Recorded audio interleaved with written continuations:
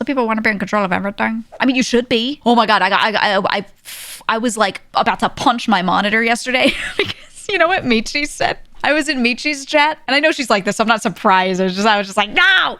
And she was talking about something, and she said her manager is her password manager. And I was like, shut the up and download a password manager. I was like, oh my God, no!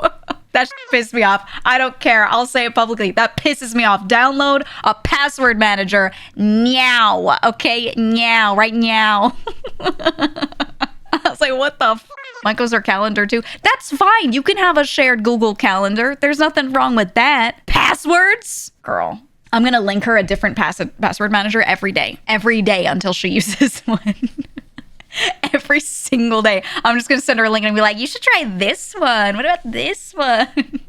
Because you can also share your password vaults with other people, which is how content creators do it when they have a manager and they want them to have access to certain things. What they'll do is they'll put certain things into a little vault of passwords and be like, this stuff we can put, you know, my manager in as well, right? And then you can revoke access too. There are some where you can, that person can autofill stuff, but they can't copy paste it and everything as easily. It's like, it can still, there's still a way to do it, but it's like a little harder, you know? There are all these ways to do this. So I just, I think if she just tried it, she'd realize it's actually like really nice. And it would still let her, you know, have a manager, have access to whatever they need. Because there is annoying stuff too. Like on YouTube, for example, you can add another user to be your manager or to be an editor or to be a whatever. So you can just have other people have access to certain things and certain permissions. But TikTok, no, you just log in. That's it. You log in. You cannot have like any additional people be able to log in and like make posts for you, or like maybe they're just a moderator for your comments or something, you know, for like replies. You can't do that. So like you have to straight up just give your entire TikTok login to somebody if you want them to help.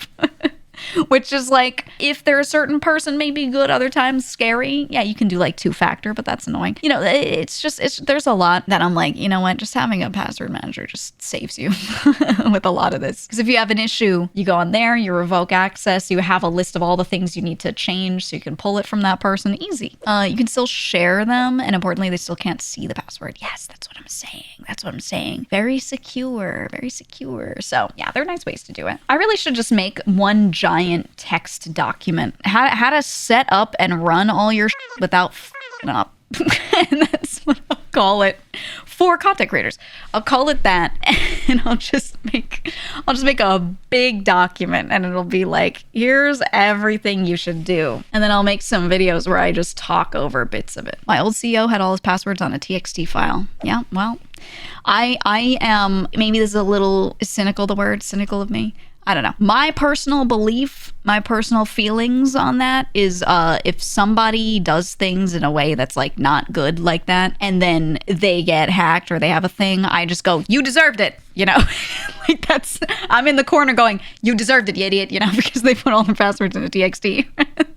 Like, I just don't feel bad. I feel for, I'm like, yeah, I'm sure you're feeling a lot of emotions right now, but you could have prevented this, you know? Now, it's one thing when you get super ultra mega hacked and mega fished and token yoinked, and, you know, there are certain scams where they're like crazy. I get it. But like the basic stuff, I don't feel bad. I don't feel bad. I feel bad that they never did the things they were supposed to do to prevent that from happening, you know?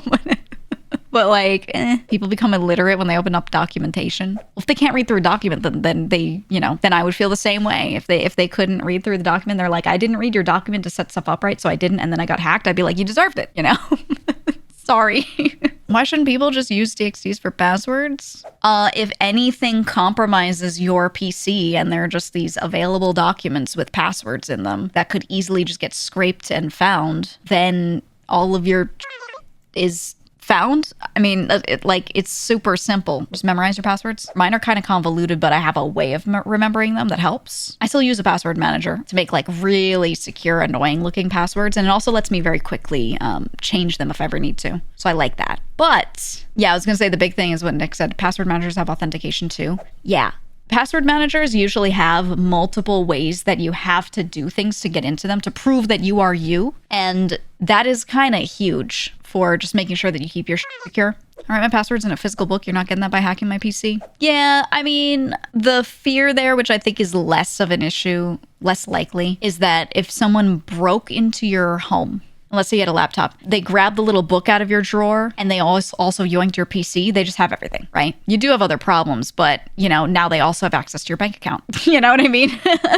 Depending on if you do online banking and your password's on there, you got a lot of different problems. But if they steal your PC and you don't have passwords written down, and they go to your PC and they realize you have a password manager and they have to know your base password to get into your password manager. And because they're on like a new network, it's like, hey, you need to enter in this crazy code or whatever. Like they would have no way to get into it. They have to know what it is and what it looks like. I mean, yeah, realistically, if you want to physically write stuff down, that's fine. But just don't put it in here's the real thing that matters. Don't put it in a notebook in a drawer next to your desk, right? Like just don't do that. Try to remember them, but have some better way of obscuring it. Bookshelf is okay. I know some people that will have a piece of paper that's like tucked into a regular book. I know some people that have done like old VHS cases and things. They'll put a piece of paper in there because no one's stealing your VHSs if they break in, stuff like that. Sticky note under the keyboard, that one's well known. Any sticky notes anywhere, they will find that 100%.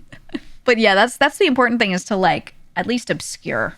Right? At least. Cabinet next to the safe with all the physical money. I don't know. I know one good one is like in an old shoe. If you have like old shoes just sitting in the closet, you can take a piece of paper and just shove it in the shoe. And like no one's gonna care about that. That's one of the really easy ones. There's also in the kitchen is one. They never go through your kitchen. If you have someone break in, they're never gonna open the cabinets in your kitchen and try to steal every little canister you've got. They're never gonna do that. So like random ass kitchen locations are pretty good too. All these banger spots are now being added. I don't think anyone that's about to break into someone's home is in my chat. I sure hope not, but I don't really think I've got that demographic in this chat that's like sitting here being like, I can't wait to see what she's gonna say about where people hide their passwords so I can steal them. Or do I? Or do I? I don't know. Could get a little crazy.